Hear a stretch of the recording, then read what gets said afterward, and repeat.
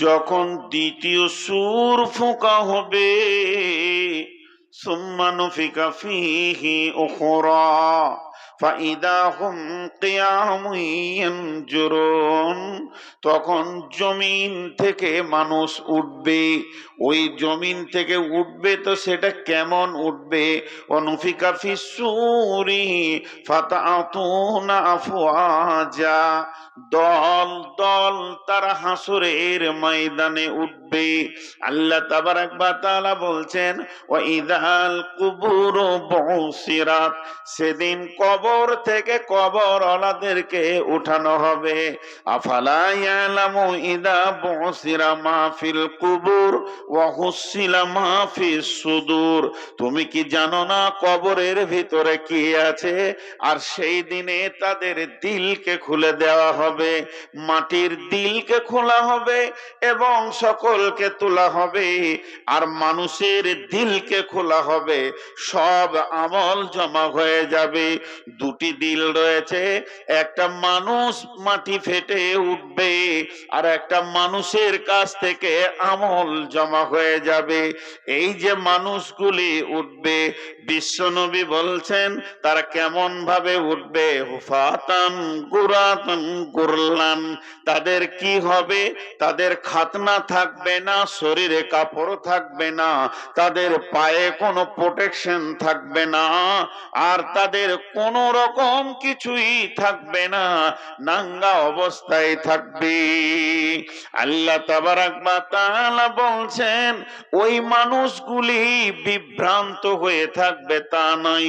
আজকে জালসাতে বসে আছে 2000, রোডে ঘুরছে 2000, অবাধ আচরণে লেগে আছে 200-400, যে যেমন মন রয়েছে। কিন্তু আমার রব বলছেন ফাইন্নামা হিয়া জাসরাতুন ওয়াহিদা ফাইদা হুম বিসাহিরা, আমি একটা হুঙ্কার মারবো, একটা আওয়াজ দেব, সারা হাসরবাসীকে এক জায়গায় জমা করে দিব।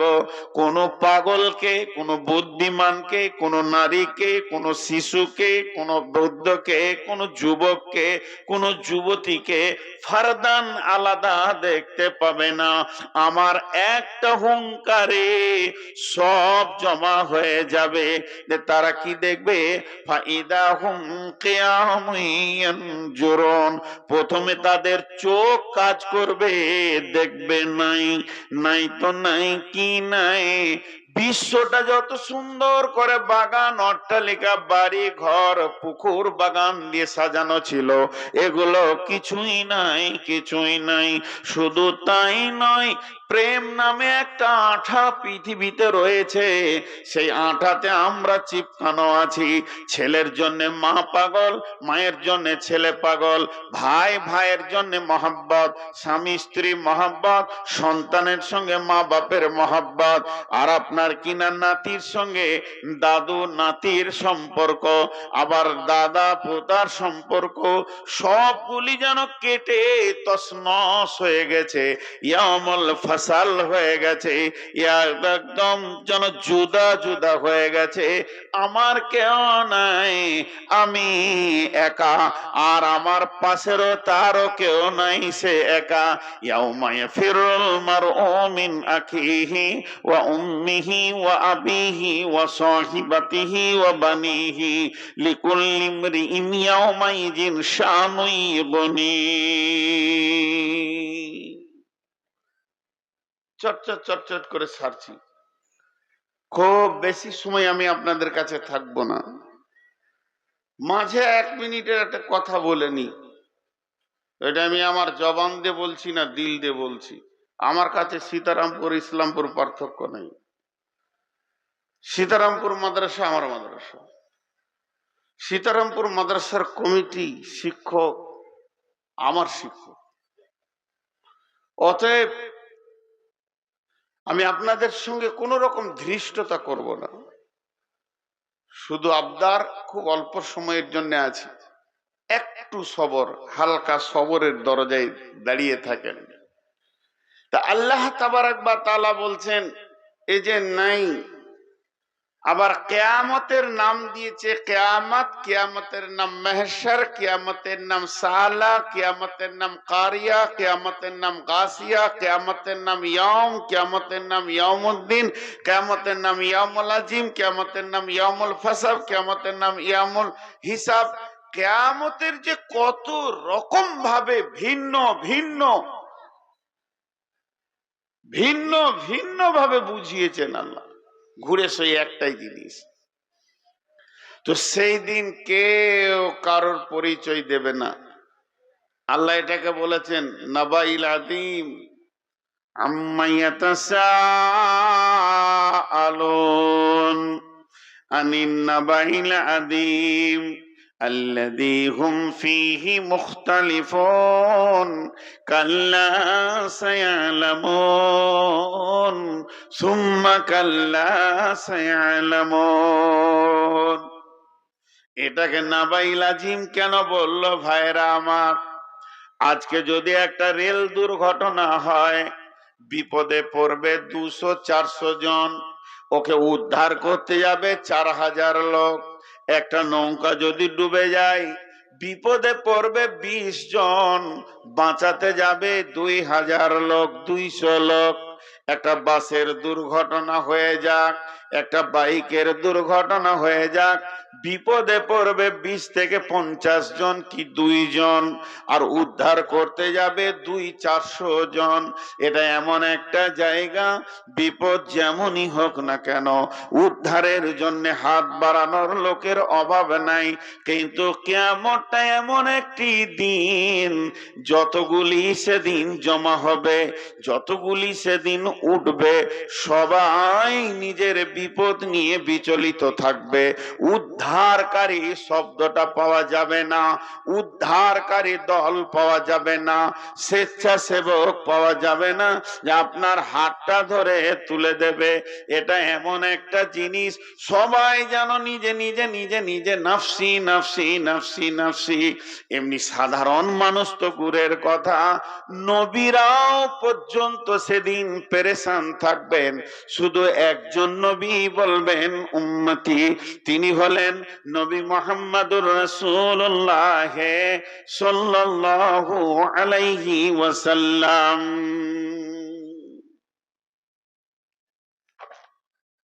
এর জন্য এটা নাবাইল আযীম, এর জন্যই এটা নাবাইল আযীম। বড় খবর।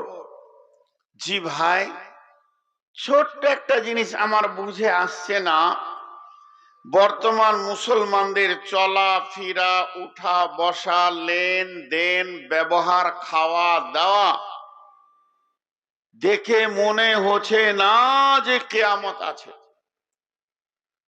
দেখে মনে হচ্ছে না যে ওর জিন্দেগির হিসাব ওকে লাগবে। মসজিদে আজান হচ্ছে, চায়ের দোকানে তাস পিটাচ্ছে, চায়ের দোকানে লুডু খেলছে, চায়ের দোকানে টিভির কাছে চোখ লাগিয়ে বসে আছে। মনে হচ্ছে না যে কিয়ামত আছে, পেরেশানি আছে। আল্লাহ তাবারাক ওয়া তাআলা বলছেন ওয়া উফিয়াত কুল্লু নাফসিম মা আমিলাত ওয়া হুয়া আলামু বিমা ইয়াফআলুন।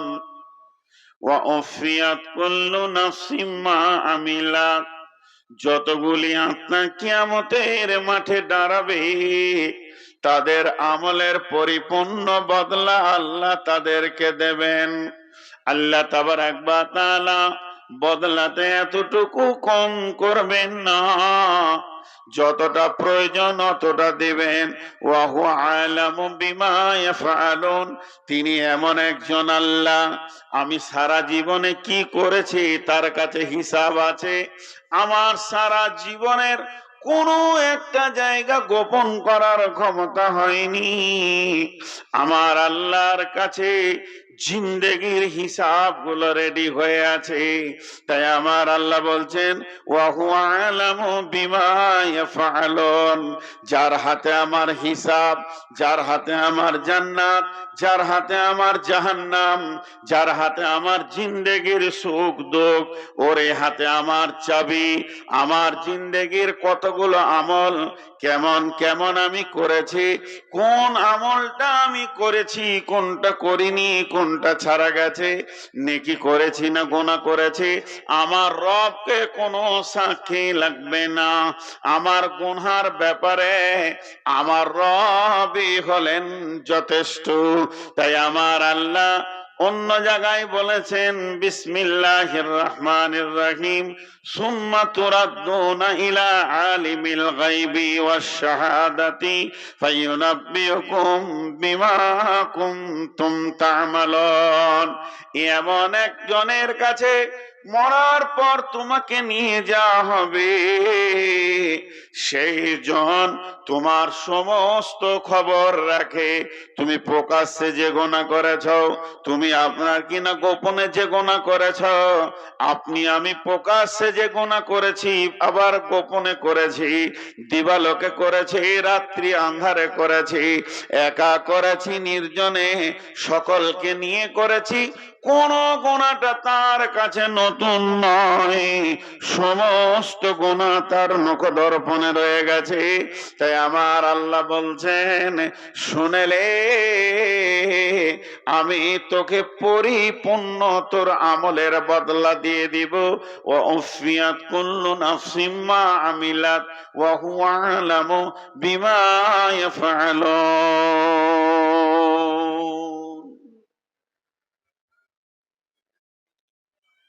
জি ভাই, আমি আপনাদেরকে ছোট্ট করে একটা কথা জিজ্ঞেস করব, 2 মিনিট পর হালকা করে উত্তর দিবেন, চিল্লাতে হবে না। আল্লাহ তো বিচার করবেনই, আল্লাহ তো সব জানেনই, আপনি আমি যেটা ভুলে গেছি সেটাও আল্লাহ জানেন। আমি 5 সেকেন্ড মাইকটা বন্ধ রেখেছি, খালি একটা জিনিস ভাবতে দিচ্ছি আপনাদেরকে। আমি আমার ক্ষুদ্র জ্ঞানে আপনাদের সঙ্গে একটু জড়িত হতে চাইছি। হে আমার প্রিয় জন অত্র এলাকার, 5 মিনিট পর আমি জিজ্ঞেস করব একটা কথা, আপনি আপনার নিজের হিসাবটা আমি নিজে করি, আল্লাহ করবেনই, ওটা এখন জমার খাতায় রাখেন। যতটি লোক বসে আছি এই মাহফিলে, আমি আপনাদের সাথে সবাই মিলে একটা অঙ্ক করি আজকে। নিজের জিন্দেগিটা নিজে একবার দেখি যে আমি কোন প্ল্যাটফর্মে দাঁড়িয়ে আছি।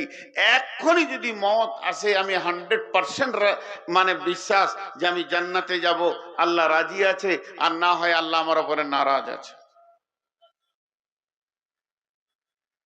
খালি এইটা জানতে চাইছি। জি ভাই, একটিবার ছোট্ট একটা গল্প শোনাই আপনাদেরকে। এটা এর আগে অনেক আগে বলেছি একবার। একটা মুরব্বী, বয়স হলো তার 78-80। বন্ধু, জীবনে কয়েকটি যুগ সে পার করে দিয়েছে। 86-85 বয়স, 12টা 8টা যুগ সে পার করে দিয়েছে জিন্দেগিতে। চুলগুলি, দাড়িগুলি, ভুরু সমস্ত তার সাদা হয়ে গেছে। এই মানুষটা 3 মাস ধরে মেহনত করে করে সংসার চালায়, বড় গরিব মানুষ। কিন্তু হঠাৎ তার একদিন শরীর অসুস্থ, সে কাজে যেতে পারে না। যেদিন সে কাজ করবে সেদিন সে খাবে, যেদিন কাজে যাবে না সেদিন খেতে পাবে না, বড় অভাবী। হঠাৎ মনে পড়লো একটা 8 আনা পয়সা তার মাটির হাঁড়িতে বাড়িতে রাখা আছে। গল্পটা ফার্সিতে বন্ধু, শেখ সাদি আলাইহি রাহমার গল্প। ধ্যান দিয়ে শুনবেন। ওই মুরব্বিটা বাড়িতে গিয়ে হাঁড়িটাকে হটিয়ে দেখছে, তখনও পর্যন্ত 8 আনা কয়েনটা রাখা আছে।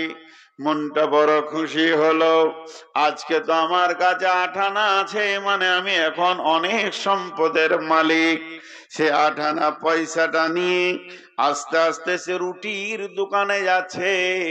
10 পয়সা দুটি তন্দুর রুটি আনবো, তারপরও আমার 40 পয়সা থেকে যাবে। আর ওই 10 পয়সার রুটিটা আমরা আজকে স্বামী স্ত্রী খাবো, একটা রাত পার হয়ে যাবে। 8 আনা কয়েনটা নিয়ে বাড়ি থেকে বের হয়ে হাঁটছে, তখনও তার বিশ্বাস আমার টাকাটা বড় সুন্দর। রাস্তায় যেছে, তখনও তার বিশ্বাস আমার টাকাটা চলবে, আমি রুটি আনবো। এরপর একটা রুটির দোকানে গেল। ছেলেটার বয়স 20 বছর 22 বছর, খরিদ্দারের বয়স হলো 80-86 বছর, আর আপনার দোকানদারের বয়স হলো 20 বছর। 8 আনা পয়সাটা ওর হাতে দিয়ে বলছে, দাদু ভাই আমাকে দুটি রুটি দাও, 5 পয়সা করে 10 পয়সা রুটি দুটি দাও। ছেলেটি হাত পাতলো, মুরব্বিটা টাকা তাকে দিল। ছেলেটা 2 বার টাকাটা এইভাবে নাচিয়ে দিয়ে হালকা মুচকে হেসে বলছে, দাদু আপনার 8 আনাটা অচল, এই 8 আনাটা আপনার চলবে না, এটা আর কেউ নেবে না, সমাজে এটা অচল হয়ে গেছে। যখনই বলেছে অচল, সঙ্গে সঙ্গে মুরব্বি পড়ে গেল, দাঁত লেগে গেল, হুঁশ হারিয়ে গেল। দোকানে যতজন লোক ছিল, তোল তোল, দাদুকে তোল, নানাকে তোল, চাচাকে তোল। বেঞ্চিতে শোয়ালো, তার মাথায় পানি ঢাললো, মুখে ঝিটকা মারলো, গামছা দিয়ে তৈলে দিয়ে পাখা করলো। 30 মিনিট পর মুরব্বির হুঁশ ফিরেছে, উঠে অঝোর নয়নে কাঁদছে। একজন যুবক এসে বলছে, দাদু 8 আনা পয়সার এতই কি আপনার মায়া? আপনাকে আমি 1 টাকা দিছি, কাঁদার কোনো দরকার নাই। আর একজন বলছে, দাদু ভাই 8 আনা পয়সা কি আপনার কাছে এত গুরুত্ব? তখন মুরব্বি বলছে, না ভাই, আমি 8 আনা পয়সার জন্য কাঁদিনি। আমি কেন কেঁদেছি তাহলে তোমরা শোনো।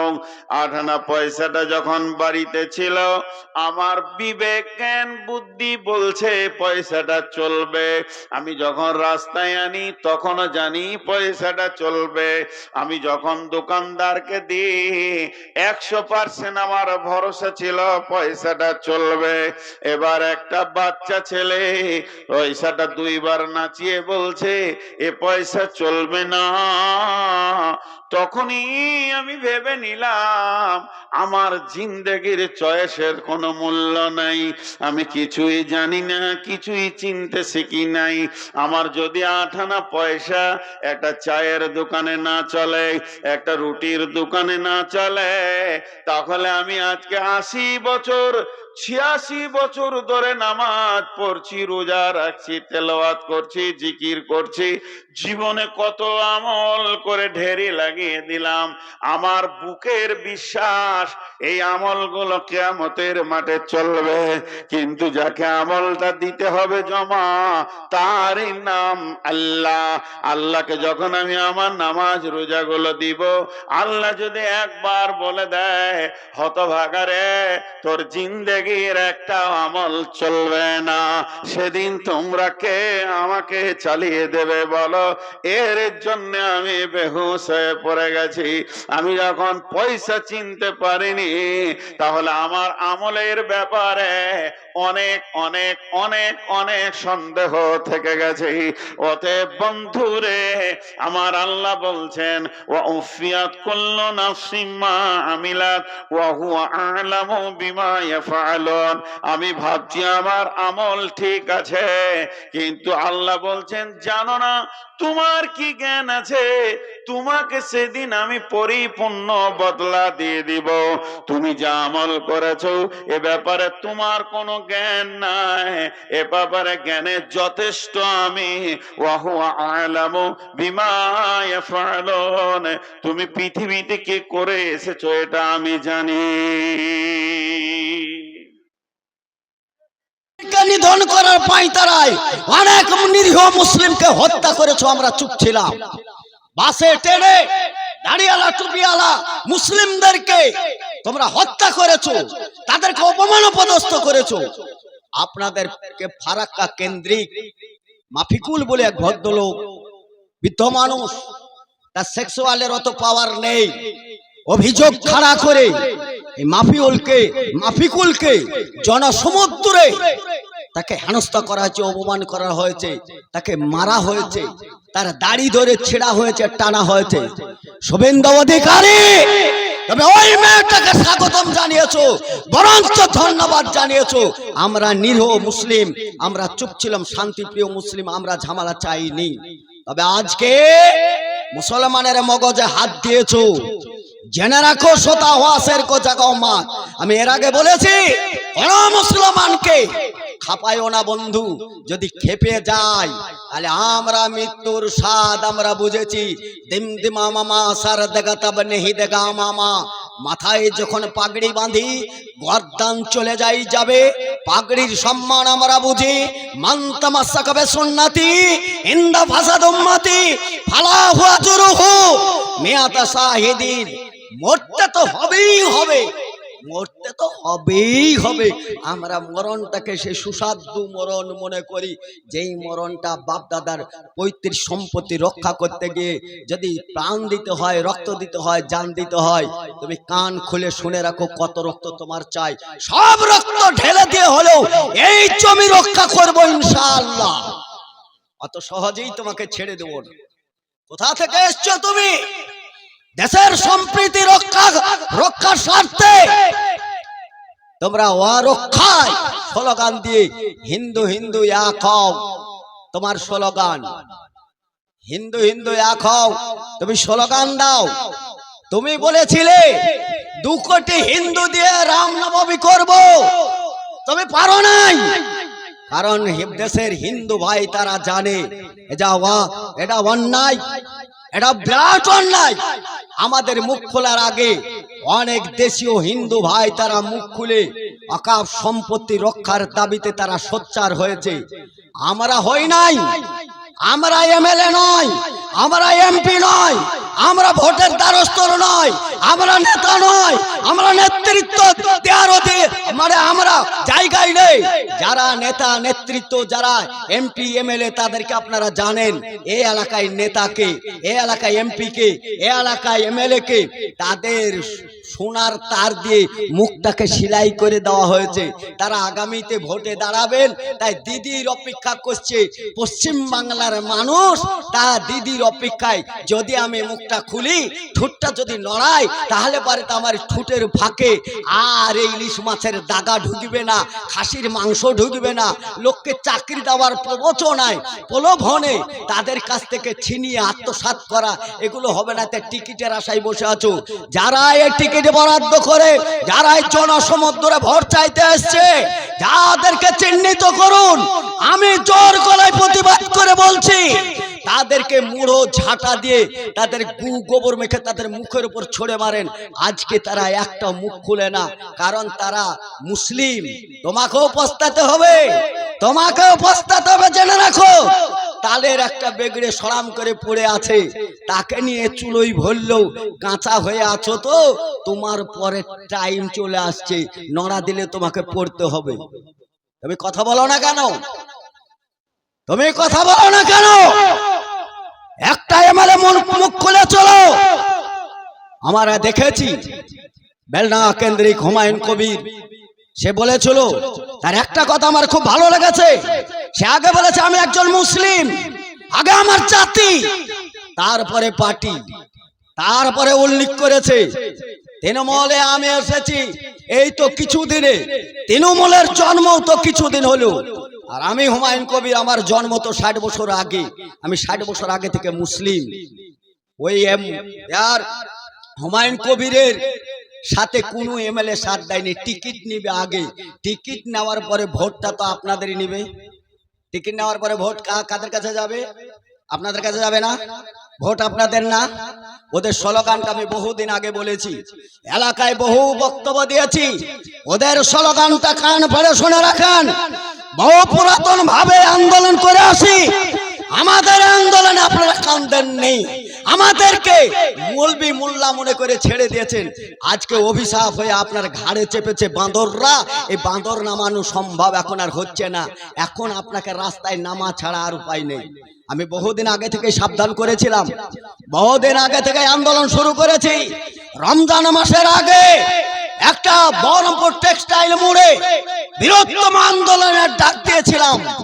আপনারা যদি সেই দিন পায়ের ধুলিটা দিতে পারতেন তাহলে আজকে এই দিনটা দেখতে হতো না। বাবরি মসজিদ যখন টুকরো টুকরো করে একই ফিল্টার উপরে রাম মন্দির তৈরি হলো, তখন যদি আপনি গর্জিয়ে উঠতেন আজকে যেমন উঠছেন, তাহলে রাম মন্দির করাটা এটা চিন্তা ভাবনার ব্যাপার ছিল। সবকিছু হয়ে যাওয়ার পরে আপনার চিন্তা ভাবনা আসে সবটা হয়ে যাওয়ার পর। বলুন, চলুন আর একটু এগিয়ে যাই। মুহাম্মদ সাল্লাল্লাহু আলাইহি সাল্লাম তিনি কোন অস্ত্র ব্যবহার করেছিলেন?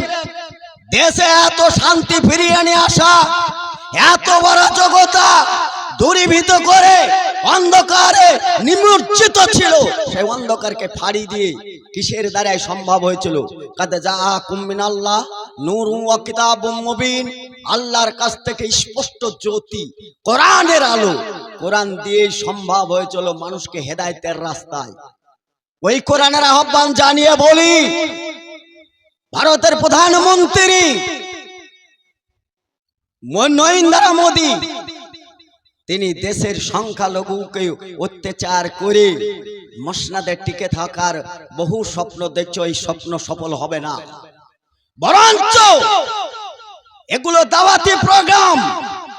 এই প্রোগ্রাম থেকে দাওয়াত দিচ্ছি তুমি ইসলাম বিরোধী না হয়ে বরঞ্চ ইসলামের পক্ষে যে শাহাদাত গ্রহণ করে আমার মনে করি যে তুমি জান্নাতি হও, তাতে তুমি শান্তি পাবা, এহকালও পাবা, পরকালও পাবা।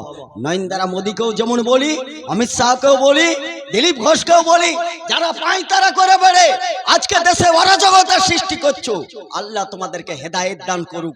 তোমরা হেদায়েতের কলেমায় সুদা পান করে তোমরাও আমাদের মতন জান্নাতে যাওয়ার একটা রাস্তা আল্লাহ তোমাদের খুলে দেখ। আমরা তোমাদের জন্য দোয়া করি। রাসূল সাল্লাল্লাহু আলাইহি সাল্লামের গর্দান আনার জন্য আবু উমর রাদিয়াল্লাহু তাআলা আনহু ও আবু জেহেল তাদের নেতৃত্বে তারা দেশের জনগণকে খাপিয়ে তুলে বীর বাহাদুরের স্বীকৃতি দিয়ে ওমর রাদিয়াল্লাহু তাআলা আনহুর হাতে তরবারি তুলে দেওয়া হয়েছিল। দ্রুত গতিতে তরবারি নিয়ে ছুটছে যে মুহাম্মদ সাল্লাল্লাহু আলাইহি সাল্লামের গর্দান নিয়ে আসার জন্য। পথিমধ্যে একজন সাহাবীর দেখা, গরিব মানুষ, সেই সাহাবীর সঙ্গে দেখা। সাধারণত ভাবে ভালো পোশাক আশাক ছিল না, ছেঁড়া ফাটা পোশাক। নঈম বিন আবি ওয়াক্কাস রাদিয়াল্লাহু তাআলা আনহু তিনি ওমরের গতিবিধি দেখে সামনে দাঁড়ালেন। ওমরের সামনে দাঁড়ানো এর দুঃসাহসিকতার ব্যাপার। সামনে দাঁড়িয়ে বলল, ওমর কোথায় যাবে হন্তদন্ত হয়ে? এই রকম পরিবেশ পরিস্থিতিতে তুমি কোথায় যাচ্ছ? বলল, মুহাম্মদ সাল্লাল্লাহু আলাইহি সাল্লামের শির উচ্ছেদ করতে, গর্দান আনতে। যার মধ্যে ঈমান আছে তিনি ভাবলেন ন্যূনতম হলেও ওমরের সামনে দাঁড়ি যদিও তরবারি না চালাতে পারি, তবে হক কথা বলা প্রয়োজন। তিনি বললেন, ওমর তুমি মুহাম্মদের গর্দান আনতে যাবে সাল্লাল্লাহু আলাইহি সাল্লাম, তার বিনিময়ে তোমাকে ছেড়ে দেবে, তুমি সুস্থই বাড়ি আসবে। তুমি ভাবলে কি করে? বলল, তোমার কথার সুর ভিন্ন মনে হচ্ছে, তুমিও নাকি মুসলিম হয়েছো, তুমিও কি মুসলিম হয়েছো? তিনি বললেন, আমি যদিও মুসলিম হই তো তোমার কি করণীয় আছে? এটা কি তোমার বাপ দাদার 14 গোষ্ঠীর ধর্ম ধরেই থাকতে হবে? আমাকে ভালো লেগেছে মুহাম্মদ সাল্লাল্লাহু আলাইহি সাল্লামের নীতি আদর্শ, আমি মুসলিম হয়েছি, তাতে তোমার কি যায় আসে? কেন তোমার এখনো কথার উত্তর আমাকে দিতেই কি হবে? ওমর নাঙ্গা তরবারিতে বলল, তাহলে প্রথম শাহিদ তরবারের আঘাতটা তোমারই হোক। মুসলমান কাকে বলে? ওমর যতই বাহাদুর হোক, তার মধ্যে পবিত্র কালেমা ঢুকেছে, অতএব রক্ত আর নাপাক নেই, এই রক্ত এখন পবিত্র। নাঈম বিন আবি ওয়াক্কাস বললেন, ওমর তোমার জানা নেই, আমি যদি এমন অবস্থায় তোমার গর্দানে যদি তরবারি চালাতে পারি সেটাও আমার লাভ। তোমার হাত থেকে যদি আমি রেহাই না পাই, যদি আমার গর্দান উড়ে যায়, তবু এটাও লাভ। কারণ আমি একজন মুশরিকের হাতে, কাফেরের হাতে শহীদ হতে পারলে আমি শহীদের মর্যাদা, এই লেলাবেলা জীবন টেনে নিয়ে বেড়াতে হবে না, সরাসরি জান্নাত যাব। আর তোমার যদি গর্দান উড়াতে পারি, তাহলে তো বীর বাহাদুর, তোমার গর্দানটা উড়িয়ে দিতে পারলাম, ইতিহাসে আমার নাম লেখা থাকবে। তরবারি দুইজনেরই হাতে, সাপের মাথায় যেমন জড়ি দিলে নিয়ে যায়, বলল খুব মোহাম্মদের গর্দান আনতে মন চাইছে, আমাদের গর্দান আনতে তোমাদেরও সহজ মনে হচ্ছে, ঠিক আছে, গর্দান আমার নাও, কোনো যায় আসে না, আমার উপর আঘাত করো, কোনো যায় আসে না, মুহাম্মদ সাল্লাল্লাহু আলাইহি সাল্লামের গর্দান আনো, তবু হয়তো তোমার বীরত্ব, বীরের মধ্যে আমি হয়তো রক্ষা করতে পারবো না, তবে তোমার বোন আর বোনাই অর্থাৎ ভগ্নিপদ দুটোই মুহাম্মদ সাল্লাল্লাহু আলাইহি সাল্লামের কালেমার আদর্শ এখন আদর্শিত হয়েছে। নিজের বাড়ি সামলাতে পারো না, পরের গলায় গর্দা কোপ চাপাতে চাও, নিজের বাড়ি সামলানোর মতন ক্যাপাসিটি নেই। তোমার বোনকে আগে রক্ষা করো, তোমার বোন বোনাই ভগ্নিপদ তাকে তুমি রক্ষা করো, সে তো ইসলাম কবুল করেছে। মারের খাপান্ত অবস্থায় মনে হলো সাপের মাথায় জড়ি পড়া, মাথাটাকে নিচু করি, তাই তো বিচক্ষণ ছিল ওমর রাদিয়াল্লাহু তাআলা আনহু, বললে অন্যের গর্দান আনার চাইতে তো নিজের বাড়ি সামলানো দরকার। খাপের মধ্যে তরবারিটা ধরে দ্রুত গতিতে বাড়ির দিকে রওনা। বাড়িতে গিয়ে নবা মুসলিম, আপনি তো পুরাতন মুসলিম, বাপে জন্ম দিয়েছে মুসলিম হয়ে গেছেন, আপনি তো মুসলিম, আপনি কোরআন না পড়লেও মুসলিম, নামাজ না পড়লেও মুসলিম, রোজা ফাঁকি দিলেও মুসলিম, জাকাত না দিলেও মুসলিম, হজ না করে জমি জায়গা কিনে ফ্ল্যাট বানানো আপনি মুসলিম, আপনার তো মুসলিম গোড়া থেকেই মুসলিম, তারপরে তো ধামায় বসে লিঙ্গ কেটেছে না, আরো পাকা মুসলিম, আপনার মুসলিমের অভাব নেই। কিন্তু তারা সেই মুসলিম বলে ঈমান তাজা করার জন্য কি কি প্রয়োজন, বলে আমানতু বিল্লাহ, আল্লাহর প্রতি ঈমান নিয়ে আসা, আল মালাইকা ফেরেশতার উপর ঈমান নিয়ে আসা, তারপরে রাসূলের উপর ঈমান নিয়ে আসা, ও কুতুবিহি কিতাবের উপর ঈমান নিয়ে আসা। তা কিতাব কি করে? কিতাব বলতে কোন কিতাব? কিতাব বলতে ওই কিতাব যেই কিতাব পড়লে পারে নেকি পাওয়া যায়, যে কিতাব পড়লে রহমত বর্ষিত হয়, যে কিতাব পড়লে পারে আপনার রহমত ও বরকত আসে, ওই কোরআন পড়লে পারে হৃদয় প্রশস্ত হয়, অন্তর শীতল হয়, আনন্দ পাওয়া যায়, ওই কোরআনে জান্নাত পর্যন্ত পৌঁছে দেয়। আল কোরআন ওয়াসিয়াম ইয়াসফান, আমার জন্য সুপারিশ কেউ করুক আর নাই করুক, পবিত্র কোরআন আমার জন্য সুপারিশ করবে ভেবেই প্রতিদিন আপনার সঙ্গী সাথী বন্ধু হিসাবে একটি আয়াত বা দুটি আয়াত, ছোট্ট একটি সূরা বিসমিল্লাহির রহমানির রহিম, কুল হুয়াল্লাহু আহাদ আল্লাহুস সামাদ লাম ইয়ালিদ ওয়া লাম ইউলাদ ওয়া লাম ইয়াকুল লাহু কুফুয়ান আহাদ, এই ছোট্ট সূরার মধ্যে 10 পারা কোরআনের সমতুল্য রহমত ও বরকত ভরা আছে। যদি 2 বার পড়া যায় 20 পারা কোরআন, যদি 3 বার পড়া যায় 30 পারা কোরআন পড়ে যেই নেকিটা পাওয়া যায়, ছোট্ট সূরাটার মধ্যে আল্লাহ রাব্বুল আলামিন এতটা রহমত বরকত ভরেছে যে পুরো কোরআন পড়ার সমতুল্য নেকি পাওয়া যায়। এই হচ্ছে পবিত্র কোরআন। কোরআন পড়লে পরে কত মজা লাগে, কোরআন পড়লে কোনো দিকের চিন্তা থাকে না, কোরআন পড়লে কোনো দিকের ধ্যান ধারণা থাকে না, কোরআন পড়লে কে শত্রু মিত্র থাকে না, কোরআন পড়লে অন্তর প্রশান্তি হয়, আরাম পায়, ঠান্ডা হয়, শীতল হয়, রহমত হয়, বরকত হয়। কোরআন পড়লে কোরআনের সঙ্গে কথা বলা হয়। কোরআন পড়তে আরম্ভ করলো, বিসমিল্লাহির রহমানির রহিম, লাবিসিনা ফিহা আহকাবা লা ইয়াযকুনা ফিহা বারদান ওয়ালা শারাবা ইল্লা হামিমান ওয়া গাসসাকা জাযাআম বিফাকা ইন্নাহুম কানু লা ইয়ারজুনা হিসাবা আকাযযাবু বিআয়াতিনা কিযাবা ওয়া কুল্লা শাইইন আহসাইনাহু কিতাবা ফাদখু ফালান নাজিদাকুম ইল্লা আযাবা ইন্না লিল মুত্তাকিনা মাফাজান হাদাইকা ওয়া আনাবা ওয়া কাওয়াইবা আতরাবা। কোরআন যত পড়ে তত এগিয়ে যায়। এই কোরআন হচ্ছে আল্লাহর কিতাব, এই কোরআন হচ্ছে আল্লাহর কথা, এই কোরআন হচ্ছে আল্লাহর সমস্ত বাণী। কোরআনের মধ্যে কোনো সন্দেহ নেই। কোরআন পড়লে মন তৃপ্তি পায়। তার দুলা ভাই আর তার বোন দুইজনে কোরআন পড়ছে আর কোরআনের সঙ্গে কথা বলছে। এমন সময় উমারের দাপট, উমারের গর্জন, উমারের পায়ের আওয়াজ শুনে তারা দ্রুত লুকাতে গিয়ে কোরআনের একটি পাতা সেইখানে পড়ে গেল। তেনারা লুকিয়ে পড়লেন বটে, কিন্তু তার দোলা ভাই অর্থাৎ ভগ্নিপতি রেহাই পেল না। তার দাড়ি ধরে আছাড় মেরে তার উপর নানান ভাবে অত্যাচার শুরু করলো।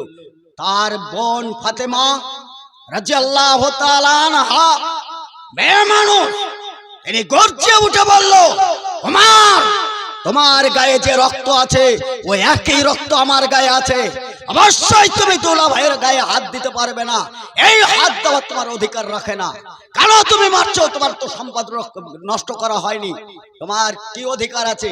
তুমি আমার বাড়িতে এসে তুমি আমার স্বামীর ওপর অত্যাচার করবে, আমার ওপর প্রহার করবে। এটা অসাংবিধানিক সংবিধান, তুমি এই মারতে পারো না। বন্ধু আমার, অস্বাভাবিক ভাবে নিজের বোনের গালে মেরেছিল একটা থাপ্পড়। জাহেলিয়াত মারাই গালটা ফেটে দরদর করে রক্ত চুইয়ে যখন নিজের বোনের গায়ে যখন দরদর করে পড়ে, নিজেরই রক্ত, একটা বোন আর ভাই বোনের রক্ত, এইটা শুধু একজন মুসলিম ঈমান কবুল করেছে তার রক্ত, আর একজন মুশরিক তার রক্ত ডিভাইড হয়ে আছে। একজনের রক্ত হালাল আর একজনের রক্ত হারাম। তাহলেও তো বীর্য সূর্য সবই তো একই বাপের রেহেম থেকে এসছে। রক্তর দিকে তাকিয়ে ওমর রাদিয়াল্লাহু তাআলা আনহার খানিকটা মায়া ও দয়া আর আল্লাহর পক্ষ থেকে রহমত নেমে আসলো। বিশ্বনবী জনাবে মুহাম্মদুর রাসূলুল্লাহ সাল্লাল্লাহু আলাইহি সাল্লাম তিনি দোয়া করেছিলেন, আল্লাহ চক্রবাদ এই আবু জাহেল যার নেতৃত্বে আজকে ইসলাম প্রতিফলিত হচ্ছে না, ইসলাম আজকে ফেলাতে পারে না, উমর তার দাবানলে ইসলামকে কলুষিত করেছে। অতএব উমরকে নতবা আবু জাহেলকে যেটা তুমি গ্রহণ করো, যেটা তোমার পছন্দ মনে হয় তাকে তুমি হেদায়েত দান করো, সে যেন ইসলামটা কবুল করে, তাহলে পারে ভালো হয়।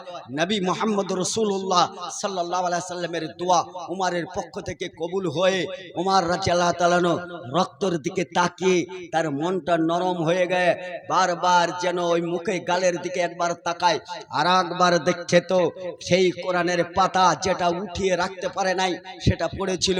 কোরআনে যেন আহ্বান করে হেদায়েতের সুধা নিয়ে, ওমর ইয়া আইয়ুহাল্লাযিনা আমানু ইন্নামাল মুশরিকুনা নাজাসুন, অবশ্যই নাপাক থাকতে তুমি মুহাম্মদ সাল্লাল্লাহু আলাইহি সাল্লামকে বুঝতে পারবে না, তুমি নাপাক অবস্থায় তুমি কোরআন বুঝতে পারবে না, দ্বীন বুঝতে পারবে না। অতএব তুমি প্রহার করেছো তোমার বোনের ওপর নয়, যে ইসলাম কবুল করেছে তার ওপর। অতএব তুমি ছেড়ে দাও, তুমি দ্বীনের পথে এসো। আহ্বান দিয়েছে তোমাকে, কোরআনে আহ্বান করছে দ্বীনের আর পথে এসো, আলোর পথে এসো। দ্বীন ও আলোর পথে এসে দেখলো চট করে কোরআনের পাতাটা ধরতে যায়। নিজের বোন মনের গতিবিধি বুঝতে পেরে উমরকে বলছে, ওমর দাও, আমার উপর আঘাত করেছো কোনো যায় আসে না, তোমার দুলা ভাই অগ্নিপথের উপর আঘাত করেছো কোনো যায় আসে না, তবে এই কোরআনের উপর ঈমান নিয়ে এসেই যখন মার খেয়েছি, তোমার মতন এই নাপাক উমরের হাতে কোরআন যেন না স্পর্শ করে। বলে কেন? এটা কি? বলে এটা ঐশী বাণী, পবিত্র কোরআন। এই পবিত্র ছাড়াই কোরআনে হাত দেওয়ার অধিকার তোমার নেই। তোমাকে কালেমা যদি কোরআনে হাত দিতে হয়, কোরআন যদি পড়তেই হয়, তাহলে তোমার ভিতরের এই নাপাকিটা দূর করে মান ক্বালা লা ইলাহা ইল্লাল্লাহু ওয়া আখরাহু দাখালাল জান্নাত, জান্নাতি গ্রুপে এসে জান্নাতি সদা কোরআন পড়তে পাবে, তার আগে না। আমার রাদিয়াল্লাহু তাআলা আনহু তৎক্ষণাৎ তড়ি ঘড়ি পবিত্র হয়ে ওযু করে পবিত্র কোরআন নিয়ে কোরআনের আয়াত পড়তে আরম্ভ করলো। নিজের বোনের মধ্যে আনন্দের ফোয়ারা, নিজের ভগ্নিপথের আনন্দের ফোয়ারা। তারপরে খাব্বাব রাদিয়াল্লাহু তাআলা আনহু তিনি কোরআন শিক্ষা দিচ্ছিলেন, তিনি বেরিয়ে এসে সুসংবাদ দিলেন, মুহাম্মদ সাল্লাল্লাহু আলাইহি সাল্লাম তোমার ব্যাপারে দোয়া করেছে, মনে হয় আল্লাহ পাক তোমাকে কবুল করেছে। এখন মুহাম্মদ সাল্লাল্লাহু আলাইহি সাল্লামের কাছে সেই তরবারিকে নিয়ে যাচ্ছে।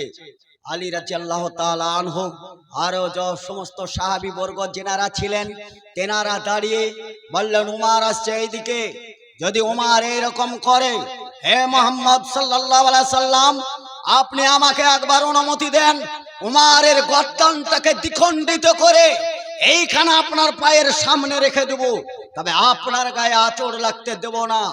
মুহাম্মদ সাল্লাল্লাহু আলাইহি সাল্লাম ছিলেন ঠান্ডা প্রকৃতির লোক, ওহীর অপেক্ষায় তিনি থাকতেন। তিনি নিজে থেকে কোনো ফয়সালা দিতেন না, আল্লাহর ফয়সালা অপেক্ষা করতেন।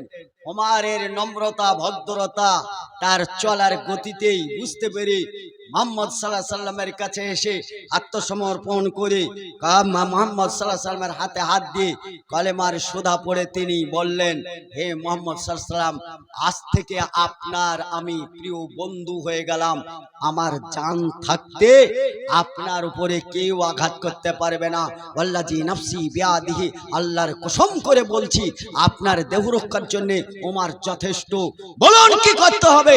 বিলাল রাদিয়াল্লাহু তাআলা আনহুকে ডাক দিয়ে বলা হলো, বিলাল যেই খানা খাবাই আযান বন্ধ রেখেছে, যারা আজকে তুমি প্রকাশ্যে আযান দাও, আজকে রক্ষা করার কেউ নেই। ওমর রাদিয়াল্লাহু তাআলা আনহুর খোলা পাওয়ারে ওনার নেতৃত্বে খোলা ময়দানে জোর গলায় আযান দিয়ে সেই দিন মুসলিমদের মিল্লাতকে শক্তপোক্ত করেছিল। আর একটি ঘটনা ভালো করে শুনুন, যেই কথাটা আবু বকর সিদ্দিক রাদিয়াল্লাহু তাআলা আনহু তিনি ইসলাম কবুল করার পর কিছুদিন পরেই বদরের যুদ্ধেই মুহাম্মদ সাল্লাল্লাহু আলাইহি সাল্লামের ঝান্ডা আবু বকর সিদ্দিক রাদিয়াল্লাহু তাআলা আনহু আর আবু জেহেলের ঝান্ডা আবু বকরের ছেলে আব্দুর রহমানের হাতে। বলেন তো যুদ্ধটা কার বিরুদ্ধে? বাপ বেটার লড়াই। এখন বাপ আর বেটা, এখন মুখ পেঁচানো আছে। বাপ বেটাই বারবার বদরের প্রান্তরে আবু বকর সিদ্দিক রাদিয়াল্লাহু তাআলা আনহু তিনি বাপের সামনে বেটা হয়েছে, তরবারি চালাচ্ছে আবু জেহেলের পক্ষে আর এ মুহাম্মদ সাল্লাল্লাহু আলাইহি সাল্লামের পক্ষে। যুদ্ধ শেষ কয়েক মাস পরে আব্দুর রহমান ইসলাম কবুল করেছে।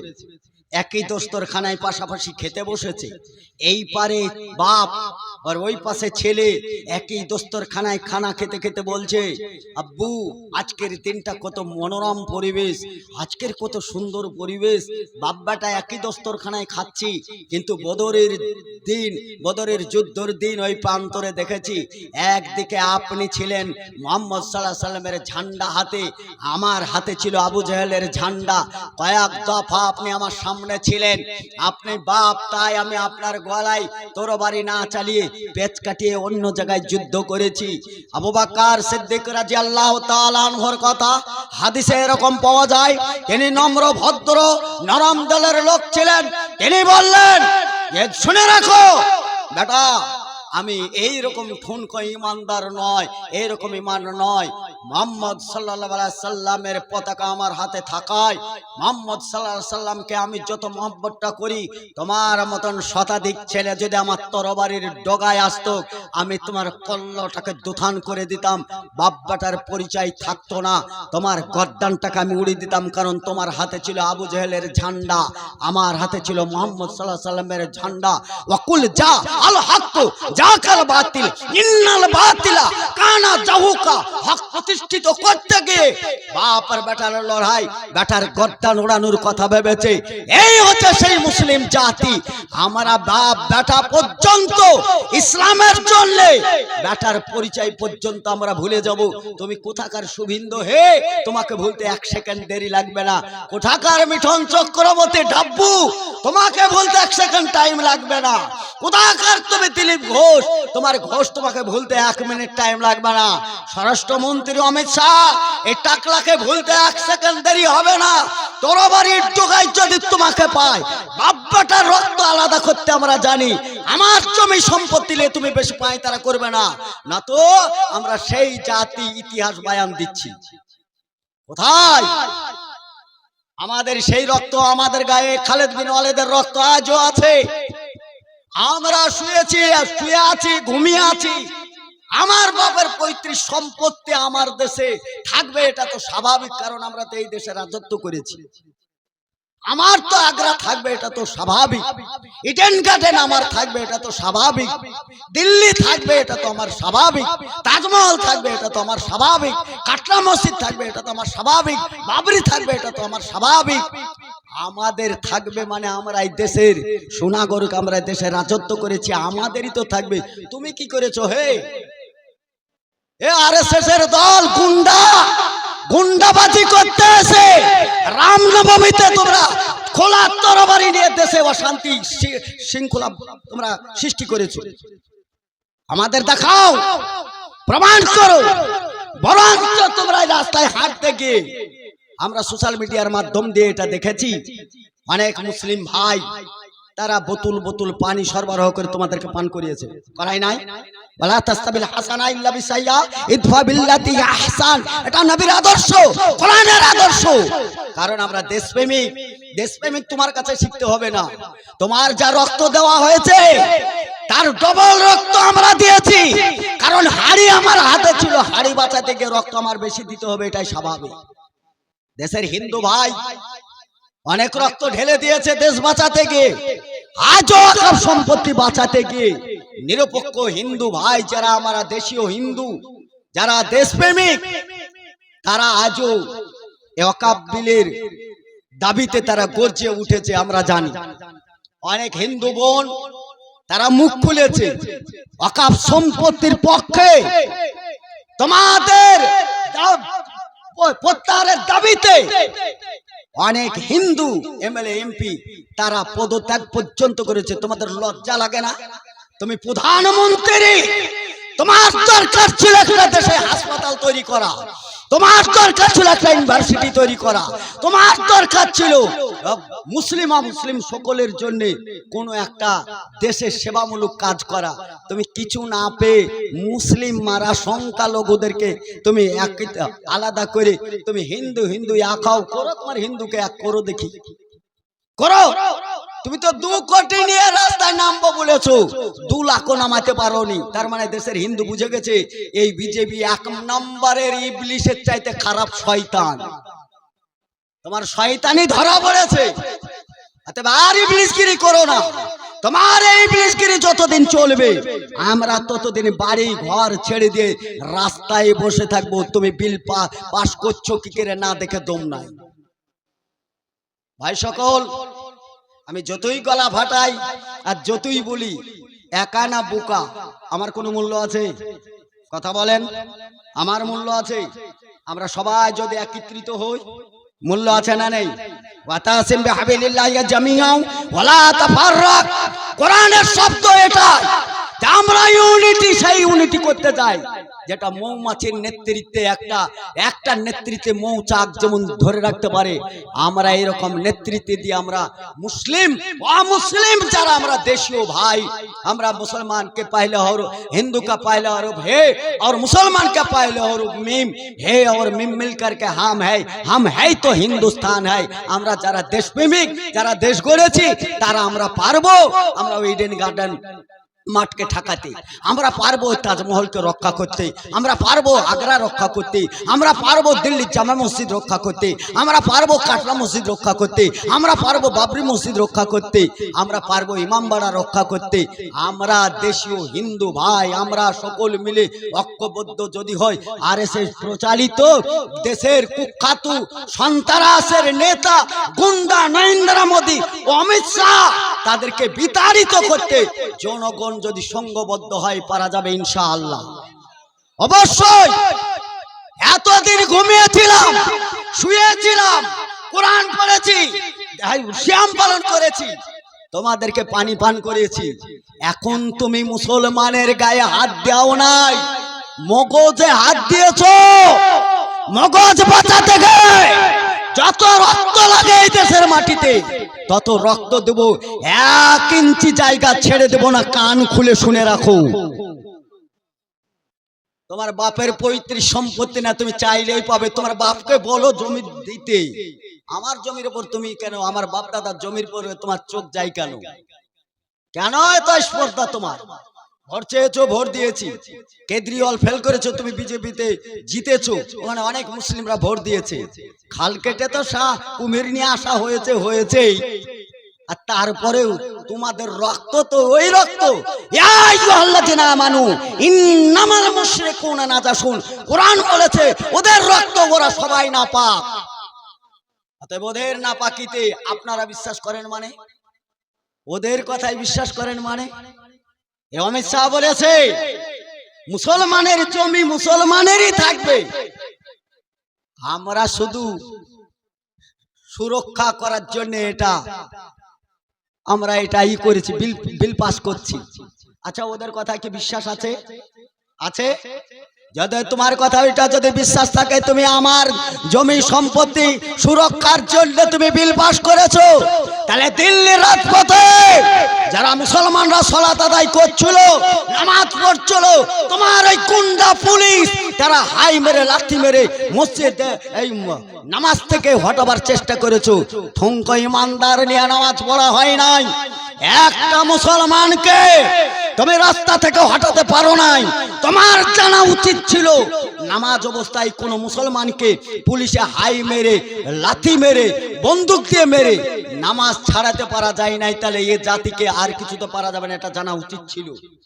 তুমি জানতে পারো নাই, তুমি মুসলমানের মগজে হাত দিয়েছো। এতদিন আমরা খুব স্লো আন্দোলন করেছি, বলেছিলাম আপনাদেরকে সব কথা বলার পরে আপনারা হুঁশিয়ার হননি। ওদের স্লোগানটা বলেছিলাম যে তোমাদের ভোট আমাদের রাজ। ওরা বলে তোমাদের ভোট মানে ভোট তো আমাদের না, আমরা ভোট দিই না, তাহলে তোমাদের ভোট আমাদের রাজ, আমরা খাবো তোমরা বাদ। হয় না কথাটা ঠিক কিনা? কথা ঠিক কিনা? কথাটা কি আছে? তোমাদের ভোট আমাদের নেওয়ার সময় হাত জোড় করে স্যার একটু তাকাবেন, ওই বাড়ি যায়। সব সময় ওরা ভিখারির মতো হাত দুটো জোড় করে রাখে, ভোট ভিক্ষে করে বেড়ায়। ভোটের পরে পায়ে থাকে ভোট, ওই গরিবদের পেটে লাথি মারে। ওপরে জোড় হাত দেখে ভোট দেন, নিচে ওদের বোর জুতো দেখতে পান না। গরিব তিরপল টাঙে বাস করছে, থাকতে পায় না। ওদের টাকাগুলোকে মেরে চিলিকুটা তৈরি করে বিলাতি কুকুর রাখে, তাদেরকে ভোট দেন আপনারা। ওরা কি বলে?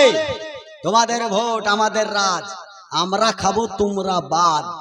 যদি করো প্রতিবাদ ঘাড় থেকে মাথা বাদ। আজকে বলেন আপনাদের ঘাড় থেকে মাথা বাদ যাচ্ছে কিনা? বলেন যাচ্ছে কিনা? কাকে ভোট দিয়েছি আমরা? যারা এই দেশের নেতা, এই নেতাদের হাতে পুলিশ, নেতাদের হাতে প্রশাসন, নেতাদের হাতে থানা, নেতাদের হাতে কোর্ট কাচারি, নেতাদের হাতে ঘুষ, নেতাদের হাতে জুস, নেতারাই সব। আমাকে তো 1 মিনিটে গ্রেফতার করতে পারবে। নেতারা ফোন করে বলবে আমাদের ভোট কাউন্টিং নষ্ট করে দিল সোহেল সালাফি, একে গ্রেফতার করা হচ্ছে না কেন? বহু ফোন আমার কাছে আসে। 14 শিকার ভাত খাওয়ার মন হয়েছে, জেলে যাওয়ার মন হয়েছে, ফাঁসিতে চড়ার মন হয়েছে, হুমকি পতইনি হতে। আমি এরকম গোল ছিলাম, এখন তো পাতলা হয়ে গেছি। আমাকে তো খাটে বহাতে আর সমস্যা নেই। এক সময় খাটে বয়াতে আপনাদের ভারী লাগতেই পারতো, হয়তো আমি ছিলাম তখন 70 কিলো। এখন তো ওই গত পরশুদিন মেপে দেখলাম এখন মাত্র 43 কিলো। আজকে যাওয়ার পরে আরো 1 কিলো কমবে, আস্তে আস্তে তো কমে যাচ্ছে। খাটে বুঝি কবরে ভরতে আর আমার কবর খুঁড়তে আপনাদেরকে কষ্ট লাগবে না, তাহলে একটি বেঁচে গেলেন। দ্বিতীয় কথা, আমাকে মারতে গুলি খরচ করার দরকার নেই। আমার গলায় ফাঁসি দিবেন, ফাঁসি দড়িটা এমনি ফক করে বেরিয়ে যাবে, গলা শুরু হয়ে গেছে।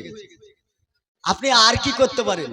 আপনার স্থানীয় থানা কোর্ট কাচারি পুলিশ দিয়ে আমাকে থানা কোর্ট কাচারির ভয় দেখান। মুসলমানরা তাল মুমিন সিজ্জুনুল মুমিনিন ওয়া জান্নাতুল কাফিরিন। আরে তোরা থাক তোদের দুনিয়াতে, আমরা মুমিন তো জেলখানায় তো বাস করছি। আমাদের তো স্বাধীনতা নেই, আমরা তো স্বাধীন পতাকা নিয়ে ঘুরতে পারি না, আমরা তো স্বাধীনভাবে টুপি দিয়ে ঘুরতে পারছি না, সামান্য দাড়ি রেখে ঘুরতে পারি না। আমাদের আর কি আছে? তুমি জয় শ্রীরামের পতাকা নিয়ে তুমি পার্লামেন্টে ঢুকতে চাও, তোমাদের তো রাম রাজত্ব চলছে। তুমি মুসলিমদেরকে নিধন করে পাকিস্তানে চাইনি, বাংলাদেশে তাড়ি, কবরস্থানে ভরে তুমি রাম রাজত্ব করব। আমার মনে হয় তোমার রামেরও অনুমতি নেই এই কাজটা করার জন্য। এই রাম ভক্ত, যারা রাম ভক্ত, এই রামের অনুমোদন নেই যে একটা জাতিকে কুলসিত করে, বঞ্চিত করে, দেশ বিতাড়িত করে রামের ভক্তরা জয় হনুমানরা।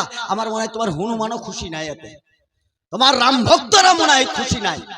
তুমি তো ধর্মভীরু লোক না, তুমি তো সন্তারাস, তুমি তো লুটেরা বাবু। তুমি মমতার কোটেতে ছিল, ডাব্বু ভরে খেয়েছো। তোমার দিকে নজর দিবে বলে তুমি বিজেপিতে ঢুকেছো। তোমাকে কেউ চিনে না, তোমার মাথার চাইতে ভুঁড়ি বেশি, লোকে চোখে দেখে না। মাথাল শুরু, ভুঁড়ি বেশি, লম্বা, এত খাওয়া খেয়েছো, গোল হয়ে এখন বিজেপির সাফাই গাহি দেশের মানুষকে তুমি খাপিয়ে তুলে তুমি বলছে হিন্দু হিন্দু ইয়া খাও। আরে তোমার হিন্দু না হে, ও হিন্দু মুসলমানের হিন্দু, মুসলমানের পক্ষের হিন্দু। তুমি বিল পাস করো, কি করে করবা? বিল পাস করবে কি করে? ভাই আপনাদেরকে আমার দাওয়াত দেওয়া, যেটা বারবার বলছি, 14 এপ্রিল আগামী হয়তো সোমবার কি বুধবার এই ধরনের কিছু বার্তা আমার জানা নেই, তবে জেনে রাখেন তারিখ 14 এপ্রিল।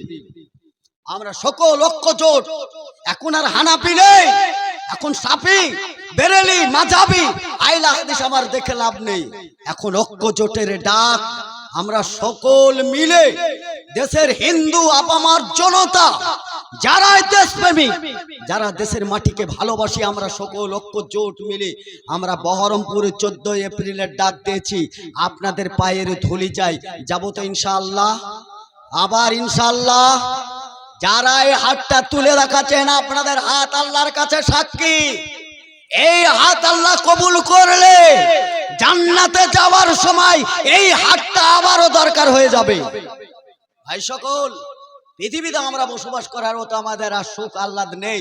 আর বাস্তব করলাম মাশাআল্লাহ, বেশ তো 50 বছর কাটলো, খুব ভালোভাবেই কাটুক, আর দুঃখেই কাটুক, আর সুখেই কাটুক, জালসা করেই কাটুক, আর জালসা না করেই কাটুক, ইমামতি করে কাটুক। আমরা 50 বছর তো কাটালাম, দুনিয়াতে বাস করলাম 50 বছর, আলহামদুলিল্লাহ সুম্মা আলহামদুলিল্লাহ। দুনিয়াতে আর কিছু নাই, দুনিয়ার কাজ শেষ, দুনিয়া দেখা হয়ে গেল। বিয়ে করলে মনে হয় আনন্দ পাবো, তো বিয়ে করে দেখেছি বিয়ে তো অত আনন্দ নয়, বরং তো আরো জ্বলন্ত। মনে হয় একটা ছেলে হলে একটু ভালো শান্তি পাবো, ছেলে হয়ে তো আলহামদুলিল্লাহ। ওরা সরকার যেমন ডিটেনশন ক্যাম্প দেখছে, ছেলেরা বৃদ্ধাশ্রম দেখছে, ছেলে হয়েও আর লাভ হয়নি। মনে হয় একটা মেয়ে হয়ে মনে হয় লাভ হবে, শ্বশুর টশুর বলবে জামাই বাড়ি ডিম ভাজি পাবো। যদি কারোর বিটি থাকে, জামাই প্রতিদিন একবার শ্বশুরকে গাল দেয়, তারপরে ভাত খায়, বিটিতেও লাভ নাই।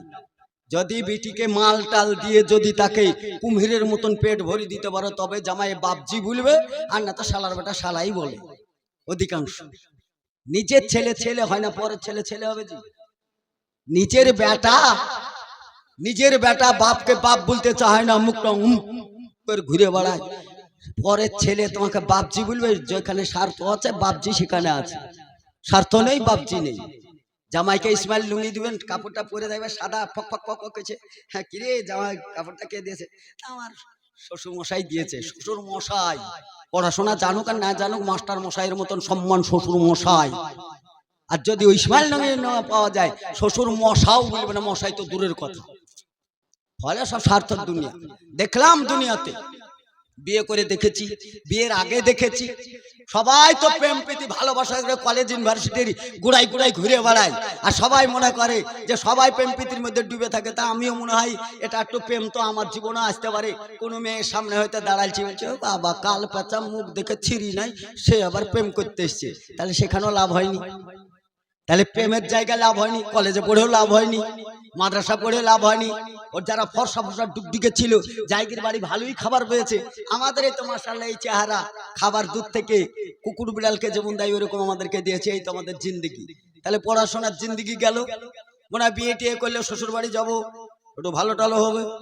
মাশাআল্লাহ শ্বশুর বাড়িতে যাওয়ার দূরের কথা, শ্বশুরের সাথে কথা বলাই বন্ধু। বিয়ে করলে মনে হয় একটু শান্তি পাবো, রাত দিন মারামারি হয়, তারপরে ভাত খাওয়া হয়। তাহলে তো বইয়ের সঙ্গে আড়াআড়ি, মানে ছেলে পিলে পালে মনে হয় একটু ভালো হবে। ছেলে পিলে হওয়ার পরে তো দেখতেই পাচ্ছেন মেয়েদের মারামারি ঠেকাতে একটা আগলদার লাগে। মেয়ে হলে ভালো হবে, তা হয়েও দেখলে তাহলে দুনিয়া করাতে আর কিছু বাদ থাকলো না। দুনিয়া সব কিছু করে দেখলাম, এই দুনিয়াতে শান্তির জায়গা নেই, দুনিয়াতে শান্তি পেলামও না। আর মাশাআল্লাহ 50 বছর তো সব অভিজ্ঞতা হয়ে গেছে, সবই তো দেখতে পাচ্ছি। আসলেই ঠাট্টা করছি তা বিষয় নয়, আসলে আমার 50 বছরই বয়স। আপনাকে ঠাট্টা মনে করলে হবে না। আমি তো মোটামুটি এই এলাকায় 30 বছর থেকে আমি বক্তব্য রেখে বেড়াচ্ছি, আমার 50 হবে তো সাধারণ ব্যাপার। ফলে দুনিয়া দেখলাম, এখন পরকাল পেতে হলে আমাকে তার পরীক্ষা লাগবে। ইন্নালিল মুত্তাকিনা মাফাজান হাদাইকা ওয়া আনাবা ওয়া কাওয়াইবা তারাবা, আল্লাহর ওয়াদা। কোরআন বলেছে তুমি জান্নাতে যাও, সেই জান্নাতে তোমার জন্য অপেক্ষা করছে আঙ্গুরের থোকা। একটা আঙ্গুর খাবে, খাওয়ার সঙ্গে সঙ্গে তোমার জীবন জৈবন ফিরিয়ে দেওয়া হবে। ভাইজা কাওয়াই বাতরাবা, একদম 33 বছরের যুবক হয়ে যাবে, মেয়েরা হলে 18 বছরের হয়ে যাবে। আল্লাহ ওয়াদা করেছে ইন্নাল্লাহ লা ইখলাফুল মিয়াদ, সকালের ওয়াদা খেলাফ হলে আল্লাহর ওয়াদা খেলাফ হয় না। এখন জান্নাতে যেয়ে আঙ্গুরটা পেতে হলে আমাদেরকে প্রতিনিয়ত পরীক্ষা দিয়ে, আজকে যেমন পরীক্ষা দিয়ে মাস্টার হতে হয়, পরীক্ষা দিয়ে হেড মৌলানা হতে হয়, পরীক্ষা দিয়ে আপনার চেয়ারম্যান কি বলে অফিসার হতে হয়, পরীক্ষা দিয়ে প্রফেসর হতে হয়, এলএলবি করতে হয়, মাস্টার্স হয়। পরীক্ষা ছাড়া যেমন ভালো চাকরি পাওয়া যায় না, বিনা পরীক্ষায় জান্নাত পাওয়া যাবে না। অতএব এখন পরীক্ষার সময় এসছে। এই পরীক্ষা কিসের? বাপদাদা 14 গোষ্ঠী যারা আমাদেরকে আমানত হিসাবে রেখে গেছে যে সম্পদ, এই সম্পদ রক্ষা করার দাবি তেনারা দান করে গেছে। আর আমাদেরকে দুনিয়াতে রেখে গেছে, যতদিন আমাদের মতন প্রতিনিধি থাকবে তারাই এই জমি জায়গা সুরক্ষিত রাখার দায়িত্ব আপনাদের। যদি আমি দায়িত্ব পালন না করি, তাহলে একটা ওয়াদা খেলাপ করা হলো, আমানতের খেয়ানত করা হলো, তাহলে আর মুসলিম হাতলে মরতে পারলাম না। চলুন যেই খানায় কাবা, সেই কাবায় 360টা মূর্তি ভরা, যেই মূর্তিদেরকে উলঙ্গ করে উলঙ্গ হয়ে তাদের কাছে যে দেবদেবীকে খুশি করতো, কার নাচতো, কার ঘুরে বেড়াতো। এখনো সময় মুহাম্মদ সাল্লাল্লাহু আলাইহি সাল্লাম আসলেন, ভাবলেন এইটাকে কি করে দূর করা যায়, কার দ্বারাই সম্ভব, কাকে সম্ভব, কাকে বললে হয়। কেউ সাথ দিতে রাজি ছিল না, কেউ সাথ দেন না। একজন মহিলা তিনি সাথ দিয়েছিলেন, প্রথম জীবনের সঙ্গিনী খাদিজাতুল কুবরা রাদিয়াল্লাহু তাআলা আনহা, তিনি সঙ্গী হলেন, সাথ দিলেন। মুহাম্মদ সাল্লাল্লাহু আলাইহি সাল্লাম যখন গারে হিরায়, খাদিজাতুল কুবরা টুক টুক টুক টুক করে উঠে গার হিরায় ধ্যানরত মুহাম্মদ সাল্লাল্লাহু আলাইহি সাল্লাম কিছুটা খাদ্যদ্রব্য নিয়ে গিয়ে তিনি সঙ্গিনী হিসাবে অনেক উঁচু জায়গায় বহু কষ্টের সহিত উঠে তিনি চুপ করে তিনার পিছনে বসে আছেন। দীর্ঘক্ষণ বসে থাকায় মুহাম্মদ সাল্লাল্লাহু আলাইহি সাল্লাম ধ্যান থেকে ঘুরে তাকিয়ে দেখলেন সঙ্গিনী হিসাবে খাদিজাতুল কুবরা রাদিয়াল্লাহু তাআলা আনহাকে। জিজ্ঞাসা করলেন খাদিজাকে যে তুমি কখন এসছো? বলে অনেকক্ষণ হলো। তুমি আমাকে ডাকোনি কেন? বলেন মুহাম্মদ সাল্লাল্লাহু আলাইহি সাল্লাম আপনাকে ডাকেনি, বা না ডাকার কারণ হচ্ছে, আপনাকে না ডাকার কারণ হচ্ছে আপনি একটা ধ্যানে আছেন, আপনি একটা আল্লাহর ধ্যানে রত আছেন। আমি আপনাকে পিছন থেকে ডাকাটা বেয়াদবি মনে করেছি। তাই আপনি যদি এত কষ্ট করে এখানে একাই অপেক্ষা করতে পারেন দ্বীনে ইলাহির জন্য, এক আল্লাহকে পাওয়ার জন্য, রবের জন্য, আমি একজন নারী হয়ে কেন আপনার সঙ্গী হতে পারবো না, কেন আপনার সঙ্গিনী হতে পারবো না? অবশ্যই, যার জন্য আমি আপনাকে আপনার ধ্যান ভাঙি নাই। দেখা গেল একদিন সত্যি সত্যিই ঐশী বাণী পবিত্র কোরআন, এই কোরআন চলে আসলো। ইকরা বিসমি রাব্বিকাল্লাযী খলাক, খলাকাল ইনসানা মিন আলাক, ইকরা ওয়া রাব্বুকাল আকরাম আল্লাযী আল্লামা বিল কালাম। চলে আসলো টুক টুক টুক টুক করে 5টি আয়াত। মুহাম্মদ সাল্লাল্লাহু আলাইহি সাল্লাম প্রচন্ড ভয় পেলেন, বিরাট ভয় পেলেন। ভয়ে কাতর থরথর করে কাঁপতে কাঁপতে ছুটতে ছুটতে এসে খাদিজার কাছে এসে বয়ান দিতে দিতে থরথর করে কাঁপছেন। খাদিজাতুল কুবরা রাদিয়াল্লাহু তাআলা আনহা, তিনি তার বুকের সঙ্গে জড়িয়ে ধরে মুহাম্মদ সাল্লাল্লাহু আলাইহি সাল্লামকে যে সান্ত্বনাটা দিয়েছিলেন, সেই সান্ত্বনার মধ্যে এটা ছিল, আপনি কাউরে আমানতের খেয়ানত করেন নাই, আপনি কাউরে আমানতকে নষ্ট করেন নাই, আপনি কাউরের উপর অত্যাচারিত নয়, আপনার প্রতি আল্লাহর পক্ষ থেকে রহমত এসেছে, অতএব আপনার কোনো ভয় নেই, আপনার কোনো চিন্তিত নেই, আপনি একটু শান্ত হন, একটু শান্ত হন। খাদিজাতুল কুবরা তাকে চাদর গায়ে দিয়ে দিলেন। একটু পরে আবার এক সূরায় নাযিল হয়ে বললেন, মুহাম্মদ সাল্লাল্লাহু আলাইহি সাল্লাম উঠো, চাদর গায়ে শুয়ে থেকে লাভ নেই, দেশের জনতার সামনে তুমি দাওয়াত পৌঁছে দাও, দাওয়াত পেশ করো। জনগণের কাছে দাওয়াত পৌঁছাতে পৌঁছাতে 1-2 করতে করতে বুঝতে পারলো যে আমরা ভুল পথে আছি, আমরা নোংরা পথে আছি, আমরা উলঙ্গ বেবস্ত্র হয়ে দুনিয়ায় চলাফেরা এটা আমাদের অনুচিত। খানায়ে কাবা দেবদেবী রাখা, এই করতেই মুহাম্মদ সাল্লাল্লাহু আলাইহি সাল্লামের কাছে স্পষ্ট হক যখন চলে আসলো, মুহাম্মদ সাল্লাল্লাহু আলাইহি সাল্লাম মক্কায় যাওয়ার পরে খানায়ে কাবায় লম্বা চওড়া করছে না, খানায়ে কাবায় গেলেন, যাওয়ার পরে কোনো মানুষের বিরোধিতা করেন নাই, কোনো মানুষের উপর আক্রমণ করেন নাই। যারা এমনকি মুহাম্মদ সাল্লাল্লাহু আলাইহি সাল্লামের উপর আক্রমণ করেছিল তাদের উপর আক্রমণ করেন নাই। তিনি সরাসরি যাওয়ার পরে ওই মূর্তিগুলোর ঘাড়ের উপর লাঠি মেরে ওদেরকে আগে মূর্তিগুলোকে বিদায় করে দেওয়া হলো। হক এসেছে, বাতিল তুমি এখান থেকে বিদায় হয়ে যাও। ওয়াকুল জা আল হাক্কু জাহাকাল বাতিল ইন্নাল বাতিলা কানা জাহুকা, হক প্রতিষ্ঠিত, বাতিল তুমি বিদায় হও। বন্ধু, ওয়াকফ সম্পত্তির উপর এটা হক প্রতিষ্ঠিত করার জন্য হক আসবে ইনশাআল্লাহ, বাতিল বিদায় হবেই হবে, এই আশা ও প্রত্যাশা আপনার জনসমুদ্রে।